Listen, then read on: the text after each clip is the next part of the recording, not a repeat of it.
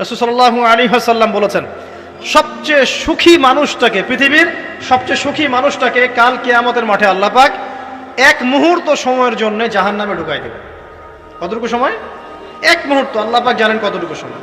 এরপর তাকে বের করে বলবেন, দুনিয়াতে সুখে ছিলা?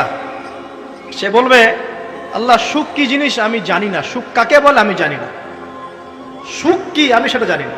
আল্লাহ সুখ কাকে বলে আমি সেটা জানি না।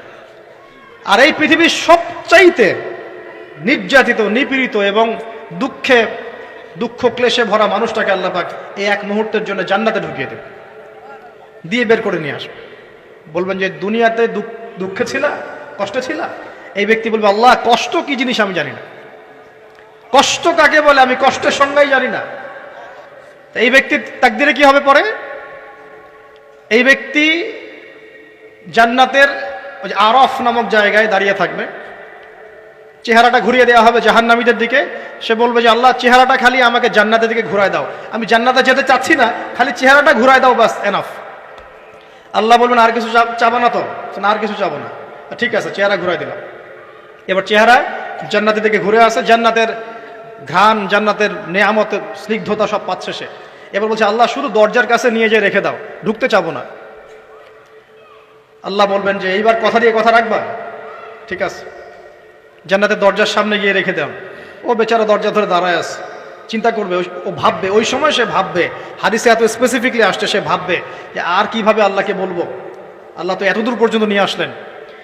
এরপর বলবে যে জাস্ট একটু উকি দিব, আল্লাহ খালি একটু উকি দিতে, ঢোকানোর দরকার নেই, খালি উকি দিব।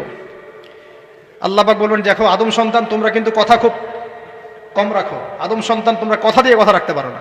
ওই যে আদম আলাইহিস সালামকে বলা হয়েছিল না, ওয়ালা তাকরাবা হাযিহি শাজারা, তোমরা গাছের কাছে যেও না, তাও তারা গাছের কাছে চলে গেলেন। তোমরা কথা দিয়ে কথা রাখো না। এবার উকি দিয়ে সে বলবে, আল্লাহ এতদূর যখন নিয়ে আসছো, আল্লাহ আমাকে আর এখান থেকে দূরে ঠেলে দিও না, আমাকে ঢুকাই দাও আল্লাহ জান্নাতের মধ্যে। আল্লাহ পাক তাকে জান্নাতে ঢুকাই দিবেন এবং এই দুনিয়ার চাইতে 10 গুণ বড় জান্নাত তাকে দিবেন ইনশাআল্লাহ। তাহলে আমরা বুঝতে পারলাম যে দুনিয়ার বাস্তবতা কি আর আসল প্রকৃত সাফল্য কাকে বলে। আরেকটা কথা বলে, এক ব্যক্তিকে জাহান্নামের শাস্তি দেওয়া হবে বছরের পর বছর, অনেক বছর, অনেক বছর। কত বছর আল্লাহ ভালো জানেন, কারণ জাহান্নামের উপর থেকে ছেড়ে দেওয়ার পরে জাহান্নামের তলায় গিয়ে পৌঁছাতেই মানে কত হাজার হাজার বছর পার হয়ে যাবে মানুষ জানে না। এত গভীর জাহান্নাম, এত গভীর। আমরা তো এখন নাসাকে ইলাহ বানিয়ে নিয়েছি, নাসা যা বলে তাই বিশ্বাস করে। ও বলে মঙ্গলে পানি আছে, আমরা বলি হ্যাঁ পানি আছে। ও বলে চাঁদে এই আছে, আমরা বলি হ্যাঁ সেই আছে। নাসা যদি এখন বলে জাহান্নাম নামে একটা জায়গা আছে, কালকে দেখবেন সব মানুষ বিশ্বাস করছে জাহান্নাম নামে একটা জায়গা আছে। এটা হলো যে সায়েন্সকে আমরা এখন উপাস্য বানাচ্ছি, এটা একটা শিরক, এটা আধুনিক শিরক। আধুনিক আরো শিরক আছে, আল্লাহর হালালকে হারাম করা, আল্লাহর হারামকে হালাল করে নেওয়া। ওইদিকে আমি যাচ্ছি না। এখন পড়তে পড়তে পড়তে একটা জায়গা তাকে দাঁড় করিয়ে দেওয়া হবে, আযাব দেওয়া হবে, আযাব দেওয়া হবে, আযাব দেওয়া হবে। এক পর্যায়ে সে চিৎকার করতে থাকবে, ইয়া মান্নান ইয়া হান্নান, ইয়া মান্নান ইয়া হান্নান। এভাবে চিৎকার করতে করতে, এগুলো আল্লাহ পাকের নাম। এগুলো কি আল্লাহ পাকের নাম। আল্লাহ পাক বলবেন, দেখো জাহান্নামের অতল গভীরে কোন আমার বান্দা আমাকে ডাকছে, কি হাজত তার, নিয়ে আসো। ওকে জিজ্ঞাসা করা হবে কি প্রয়োজন।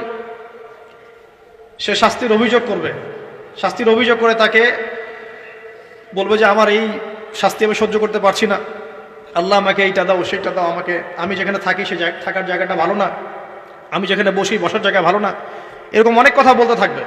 আল্লাহ পাক তখন তার গুনাহগুলোকে স্মরণ করাবেন, মানে তার এই অবস্থা কেন হলো এটা স্মরণ করাবেন। এবার সে ব্যক্তি পিছনে ফিরে, তাকে আবার পাঠিয়ে দেওয়া হবে, যাও পিছনে ফিরে যাও। তো যেতে যেতে সে তাকাবে পিছনে ফিরে, বারবার তাকাবে আর বলবে, আল্লাহ তোমার রহমতে আমাকে একবার সেখান থেকে তুমি বের করে নিয়ে আসছো, আল্লাহ দ্বিতীয়বার আমাকে সেখানে পাঠাও, আমি তোমার রহমতের আশা রাখি যে তুমি আমাকে মাফ করে দিবা। আল্লাহ পাক বলবেন, আমার রহমতের ওসিলায় সে আমার কাছে চেয়েছে, যাও আমি তাকে মাফ করে দিলাম। এই জাহান্নাম থেকে বের করেও আল্লাহ পাক অনেক মানুষকে কি করবেন, জান্নাতে দিবেন ইনশাআল্লাহ। একজন ব্যক্তির কথা আসছে, 99টা খুন করেছে, তওবা করার সুযোগ আছে কিনা খুঁজতে গিয়েছে। এক আবেদ যে ইবাদত করে, আলেম না আবেদ, সে বলেছে কোনো মাফ নাই, ওকেও হত্যা করে 100 পূর্ণ করেছে। পরে অন্য এক আলেমের কাছে গিয়ে তওবা করেছে। আল্লাহ পাক তার জান কবজের সময় ফেরেশতাদের দূরত্বকে পরিমাপ করে এই ওসিলায় আল্লাহ রাব্বুল আলামিন তাকে মাফ করে দিলেন।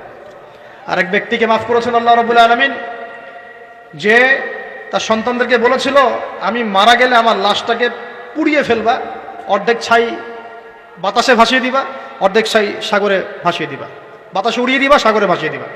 আল্লাহ পাক ছাই জড়ো করেছেন, করে বলেছেন কেন করেছো এই কাজ? সে বলবে মিন খাশিয়াতিকা ইয়া রব্বি, হে আল্লাহ তোমার ভয়েই কাজ করেছিলাম, আর তুমি খুব ভালো করে জানো হে আল্লাহ আমি তোমার ভয় করেছি না অন্য কোনো কারণে করেছি। আল্লাহ পাক তাকে বলবেন যাও আমি তোমাকে মাফ করে দিলাম। এক নারীর কথা আসছে, ব্যভিচারী মহিলা, জিনা করে, পতিতা মহিলা, একটা কুকুরকে পানি পান করিয়েছে, আল্লাহ তাকে মাফ করে দিয়েছে। আর একজন লোকের কথা আসছে যে তার বন্ধুকে এতটুকু বলেছিল, একজন ব্যক্তি তার বন্ধুকে এতটুকু বলেছিল যে আল্লাহ তোকে কোনোদিন মাফ করবে না, আল্লাহ তোকে কোনোদিন মাফ করবে না। এরকম কথা কিন্তু আমরা অনেকে বলে ফেলি। আল্লাহ পাক মৌতের পরে এই দুই ব্যক্তিকেই ডাকবেন, কিয়ামতের মাঠে ডাকবেন, এটা বারজাখে হয়েছে। বলবেন আমার রহমত নিয়ে কথা বলার এখতিয়ার তোমাকে কে দিয়েছে? আমি কাকে মাফ করব কাকে করব না এই কথা বলার এখতিয়ার তোমাকে কে দিয়েছে? আজকে আমি তাকে মাফ করে দিলাম, তোমাকে জাহান্নামে দিয়ে দিলাম, চাপ চলে যাও।